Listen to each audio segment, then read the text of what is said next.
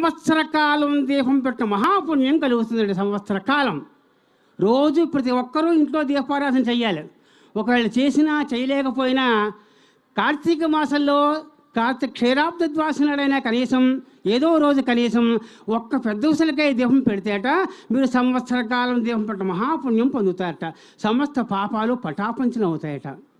అటువంటి కార్తీక దీప ప్రాశస్త్యాన్ని చెబుతూ కార్తీక మాసంలో 5 కృత్యాలు తప్పకుండా చేయమన్నారు.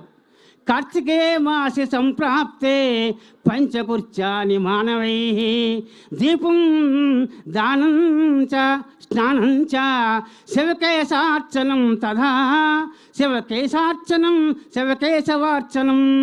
ఇంకా 5వది ఏమిటి అంటే ధాత్రీ ఛాయాం సమాశ్రిత్య వనభోజనమాచరేత్ అన్నారు.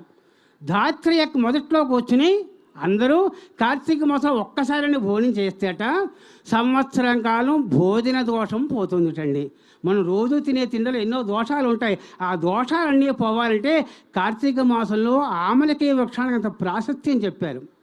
ఆమలకంటే ఒక్క దీపానికి అంత విలువను ఎప్పుడైతే చెప్పామో అసలు ఆమలక వృక్షం పుట్టుకే చాలా చిత్రమైన పుట్టుక. అదేమిటయ్యా అంటే దాని పేరు ధాత్రి అన్నారు.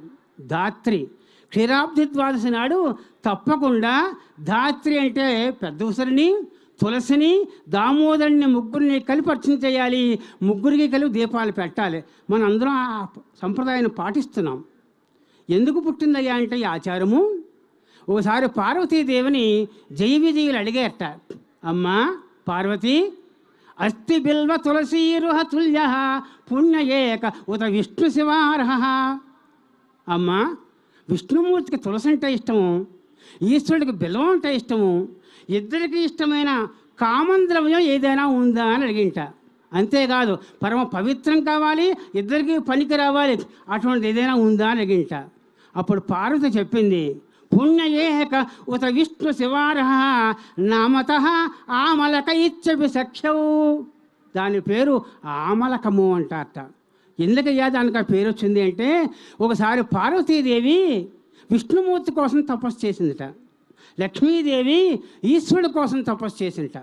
ఈవిడేమో తులసవనంలో చేసింట, ఆవిడ మారేడవనంలో తపస్సు చేసింట.